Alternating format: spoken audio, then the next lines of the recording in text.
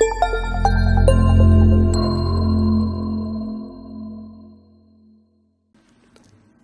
it's Mike Hambright. Welcome back for another Flip Nerd VIP interview show. Today I have with me Ryan Heddleston, who is a VP of Brokerage Services for MBP Capital. It's a multifamily brokerage and property management firm that operates in a couple different states. We're going to talk about multifamily investing and how he got started, and maybe some tips on how you can invest in multifamily if you're interested. Before we get started today, let's take a moment to recognize our featured sponsors. RealtyMogul.com is an online marketplace for real estate investing, connecting borrowers and capital from accredited and institutional investors. Get a rehab loan fast and close in as little as 10 days. Rates start as low as 9%. We'd also like to thank National Real Estate Insurance Group, the nation's leading provider of insurance to the residential real estate investor market. From individual properties to large-scale investors, National Real Estate Insurance Group is ready to serve you. Please note, the views and opinions expressed by the individuals in this program do not necessarily reflect those of FlipNerd.com or any of its partners, advertisers, or affiliates. Please consult professionals before making any investment or tax decisions, as real estate investing can be risky. Hey, Ryan, welcome to the show. Hey, Mike. Thanks for having me. Yeah, glad you're on. So for those that don't know, we run in some of the same circles. We used to see each other much more often than we do now, but we really haven't talked in a while. And in fact, I think mostly the circles we ran in were more in the single family space before you converted over to multifamily. But why don't you introduce yourself and tell us a little bit about your background and what you're doing now? Yeah, sure. I grew up in Pittsburgh, Pennsylvania. Started in real estate investing there, doing 1 to 10 unit buildings in inner city Pittsburgh, and really got learned the hard knocks way of real estate investing, and buying these older buildings, rehabbing them, putting in Section 8 tenants, and kind of building my portfolio that way. Yeah, I moved to Dallas about 8 years ago. My wife is from the area, so she brought me down here, and it was a fortunate thing. Kind of started doing the same thing, buying single family. Got up to about 50 units between Dallas and Pittsburgh, and then about 5-6 years ago, determined that I wanted to kind of move up into the bigger properties. Managing a bunch of single family houses and stuff that was scattered all over the place. Was something I could do, but it was hard to do well, and I figured there's a much more efficient way of having a rental portfolio, and so that's why I made the transition. Okay, yeah, there's a lot of folks. We'll talk a bit about starting with single family and moving into multifamily, which a lot of folks I think follow that same path. Yeah, it's been great. I definitely wish I did it earlier, to be honest. Yeah. So tell us a little bit about, you were doing this on your own or through, I think on your own, and then found your way to MBP Capital. Why don't you tell us a little bit about that, and then tell us more about MBP Capital. Yeah, sure. Well, MBP was started by Mike Phillips. That's his initials. We partnered up about 3 or 4 years ago. And we're collectively we've done over 170 transactions over $1 million. Like I said, B and C, working class properties in DFW and Denver. Denver's where our corporate headquarters is located, and now our management business, third party management business, is just under 3,000 units. Okay.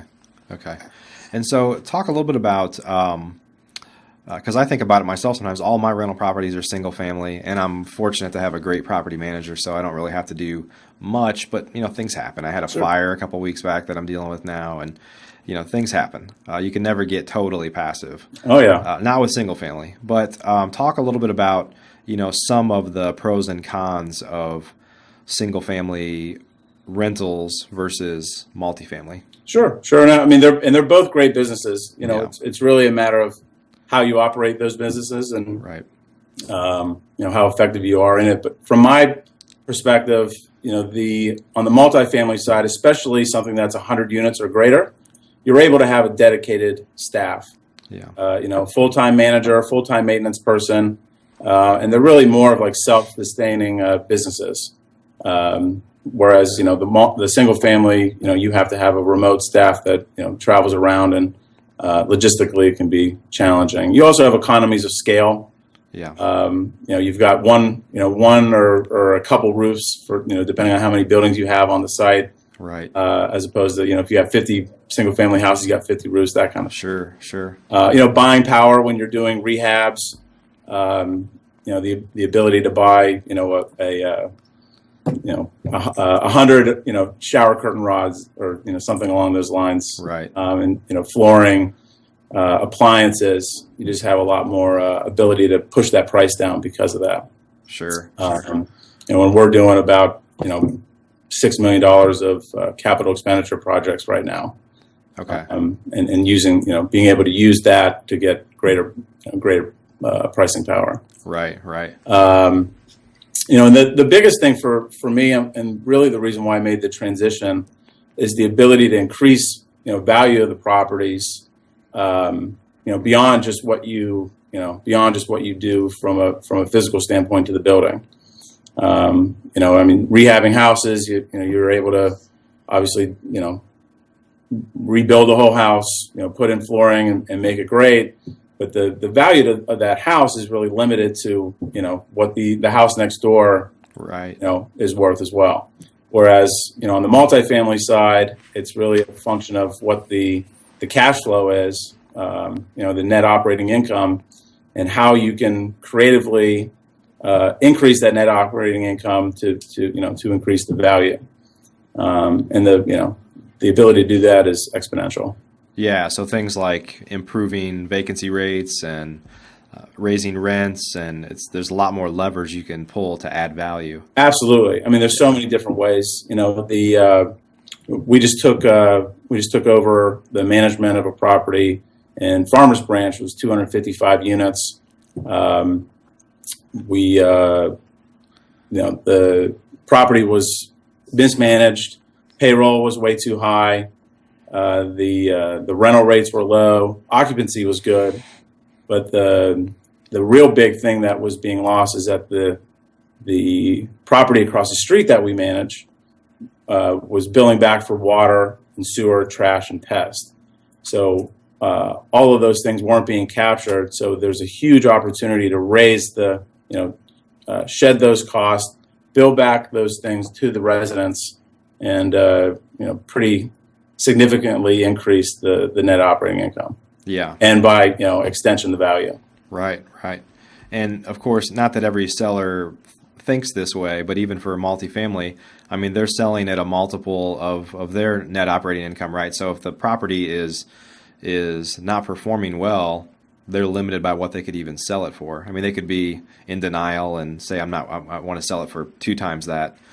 But it's pretty clear what the typical going rate is based on a multiple of their net operating income, right? Yeah, absolutely. And I mean, that's the real fun part for us is, finding those ways to increase the value that the current ownership isn't taking advantage of. Right. Management is a tough business, especially in the B and C Right. forced housing. Right. And there's a lot of people that do it, but there's not that many that do it well. Yeah. And so being able to take advantage of those inefficiencies and then take it over and increase the revenue, decrease the expenses. And that's the real fun part. Yeah. Talk a little bit about having on-site management at a property, because I'm sure, recruiting anybody for any job is always a challenge. But if you have, it's one of those things where, and by focusing on few geographies, I'm sure this makes it easier for you. But I face this in my business. As a small business, I can't afford to have redundancy. If somebody leaves or is sick or whatever, I may not have a backup to that role, and I just have to deal with it. Sure. But talk a little bit about the challenges of finding on-site managers, kind of how you find them and how hard it is to overcome issues when that person leaves or you want them to leave. Yeah, I mean, properly staffing, especially, like I said, for that workforce housing can be challenging. Yeah. I think as a company, we're cultivating a staff that really cares about what they're doing. Takes pride in the properties. We also incentivize our managers with bonuses based on net operating income, based on collections, based on occupancy. So we try to get them to buy into what we're doing and what what the ownership's goal is. And that's one of the things that we found has worked really well.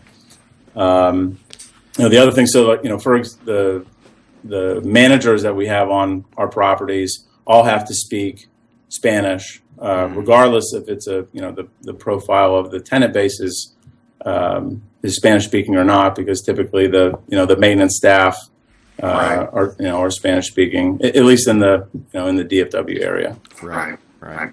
So are these on-site managers, are they actually living on the property as well, or they're just there during typical business hours? Or? No, sometimes they do live there, but it's definitely not a requirement. Okay. It's nice to have on-site maintenance live there in case of an emergency, but we have enough communities where there's always overlap, and really we prefer them not live on site, the managers, just because we don't want them getting too friendly with the staff and making sure that they understand that they work for us, they work for the owner, and they need to collect the money on the first, and because it's they're going to be aggressively collecting it if it doesn't if they don't make it in that first couple days of the month. And talk about so you don't want them like throwing parties with like residents and stuff like that. Like come over to the manager's apartment. He's throwing a Super Bowl party tonight or something. We want them to be jovial, but they're running a business. Yeah, they're in charge of that whatever community that they're the manager of, and one of the things that you have to be in these communities is consistent and tough, when it comes to, especially, paying rent on time in full. We have a very stringent collections policy. The rent is due on the 1st, it's late on the 4th. On the 4th, we post a 3-day notice to vacate. If the resident doesn't come in to pay in full or enter into a payment plan, we're filing eviction on the 8th. Yeah.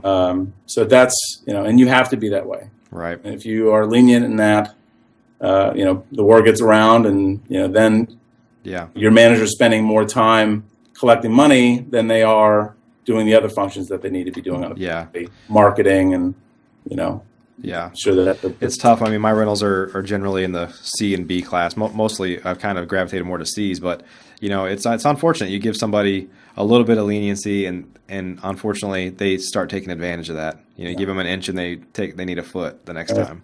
Oh yeah. So it's interesting. Well, I'm waiting on my inheritance.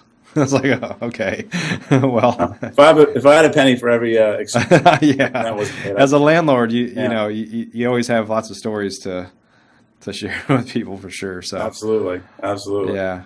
Talk about maybe some of the technology you guys use. I mean, I know there's been technology has just changed the real estate investing space over the last few years in a lot of ways, and it's almost scary to think of where it could be in 5 or 10 years. But specifically in terms of collecting payments, maintenance requests, all those things. Talk a little bit about what you guys are doing or what you aspire to do if you're kind of in the process of improving there. Sure. Yeah. Our we spent a lot of time figuring out which property management solution we were going to use. The one that we end up choosing has been great, and it's allowed us to really streamline a bunch of our processes.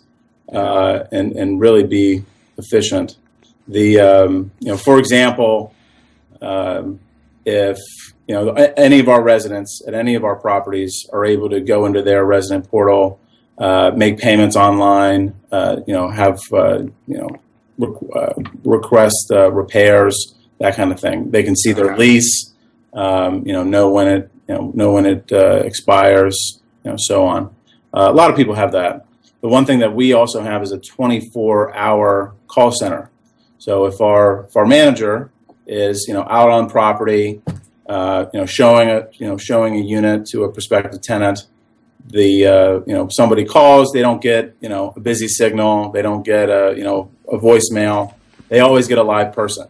Okay. So that person at the call center who gets the call, they can tell that resident, because they see all the same information that the manager does, which units are available, how much they lease for, what is the security deposit, what are the screening criteria, how much is the application fee, all those things, and take all of their information, direct them to the web page where they can actually fill out an application online, and if they're accepted, they can fill out a lease online. Yeah. But they can take that person's information, put it into the system. The second the manager gets back to their desk, that person that called in, all of their information is there, and that manager can follow up with them to make an appointment and get them on site, which is really the most important thing. Okay. Because your conversion rate of increases dramatically once you actually get the prospective tenant on the property. And from a business standpoint, is that in-house, or you outsource that to some sort of call center? Yeah, no, it runs through our software. It's called Property Solutions. Okay. It's all part of the system. I understand. Okay. Cool. So what would you say to folks that are, you've got kind of two different groups of folks. You have folks that maybe have some rental properties in the single family space, and like you, they're saying, well, I could probably get some economies of scale, or I can maybe apply capital at a much faster rate. I mean, clearly the challenge with single family homes is if you have a lot of money to invest, if you really want to get after it, it's hard to go buy a portfolio of houses. I mean, you have to kind of do them one at a time. Sure. Which is the way I've done it, and it's a grind. I mean, I understand. So that's why another reason why a lot of folks buy bigger properties is because they can apply a lot of capital quickly. But so you've got folks that have a few houses and they aspire to get bigger. Maybe some advice for those folks, as well as people that maybe have a lot of capital to deploy and want to just go straight into multifamily, whether they're ever owned any rental properties at all. Sure. And then maybe kind of mix in there a little bit about how they would work with you and MBP Capital. Sure. It is it's definitely in this space something where you to be an active player, or to be a majority owner of a deal, you do have to have significant net worth and liquidity, money to put down into a deal. You're going to be looking at anywhere between, at least, especially starting out, 25 to 30% down, and then on top of that, whoever the lender is that's going to be given the money to buy the property, they want to make sure that there's what's called post-equity liquidity. So they don't, someone has $500,000 to put down on a multifamily property. They're not just going to allow that person to put the entire, if they wanted to, put that entire amount of money down and then have nothing left over. Right. Because if, what the banks have learned is that if you, if you've depleted all of your capital into the property and something goes wrong, you're usually not going to be able to be successful in handing the keys back to them, which is not what they want. Right. So the big thing is liquidity. Is how much cash you have, and on the financing end, it's so much more important and so much more focused on than on the residential side. Okay. So that's kind of from the finance perspective, that's really the big difference. And for folks that don't have a lot of capital, sure, for several hundred units at a time, but they want to be part of a syndicate. I know people pool their funds together, and they could have, I don't know how large some of the syndicates could even be. Maybe you could share that, but how they find out about how they could become part of a bigger investment and they just own a smaller piece of it. Sure. Yeah. I mean, there's we've put together syndications of 10, 12 people. We really don't try to get any larger than that because it just gets logistically challenging. Yeah. And we typically focus more on higher net worth people in smaller groups. But that's really the being able to network with with other people in those circles and join into deals is something that we've definitely done. But we really do focus on kind of a smaller group of individuals that know each other, families, investment groups that put these deals together. Yeah. And would you say right now that you're, what's the challenge? Is it finding capital and investors to invest? Or my guess it's going to be the latter here, which is finding good deals. Yeah. Which is always the case in real estate investing. But talk a little bit about kind of what's going on over the past few years and the challenge with finding deals. Sure. You're absolutely right. I mean, there's a lot of capital out there. There's a lot of people looking for the deals, and the deals are the hardest thing to come by. Mm-hmm. It's access to the deals, and really the difference is knowing how to do the analysis, knowing where to find the upside in the particular deals. Kind of the example that I talked about earlier with billing the residents back for water and sewer.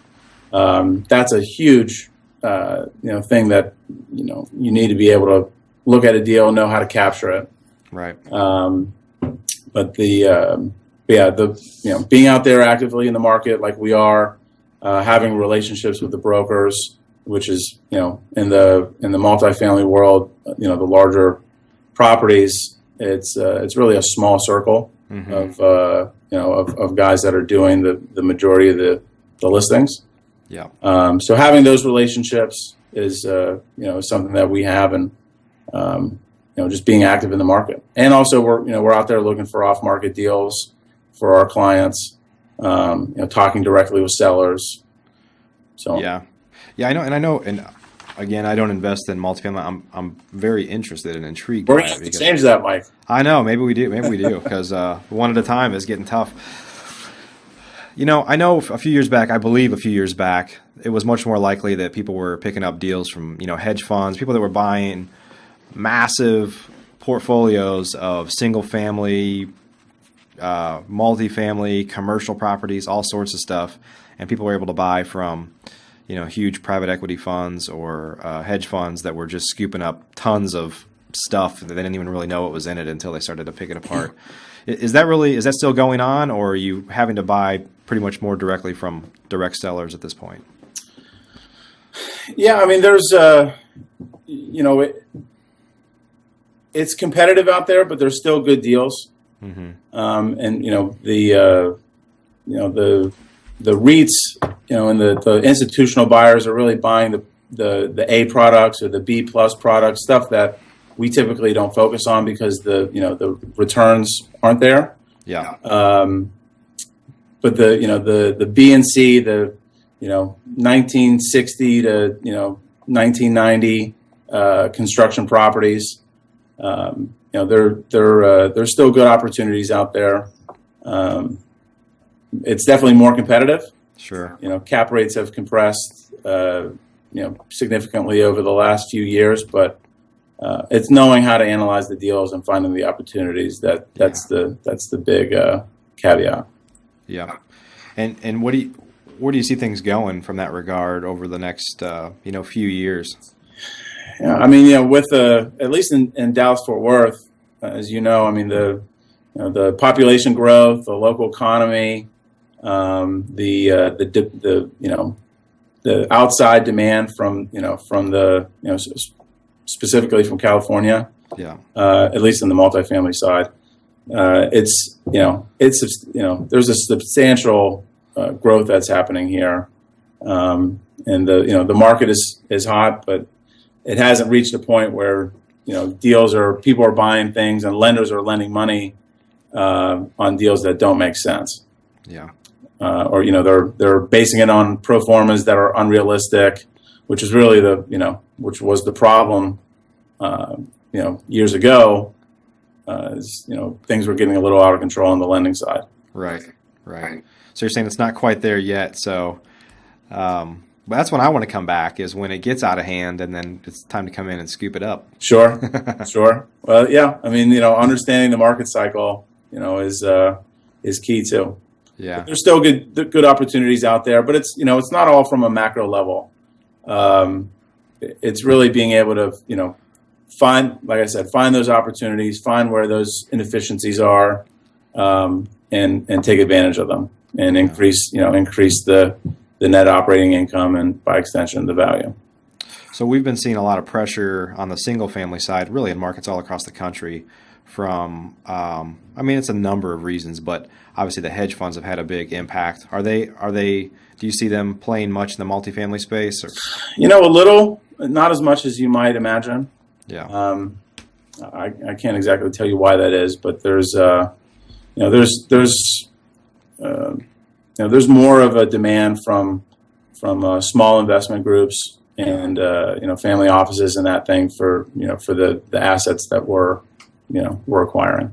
What's odd is if anybody that has watched what the hedge funds are doing, they typically say the biggest miss they made was their inability to manage properties as rentals all across the country. And the challenge is there's really very few national property managers. I mean, you kind of have to find somebody new in every market, and even some of the bigger property management companies in any town are husband and wife teams, or maybe they manage several hundred or even 1,000 units, but they're ultimately a lot of risk in the fact that all their eggs in one basket with a family that's running it or something. Yeah. And arguably, multifamily would be so much easier to to manage as a rental property.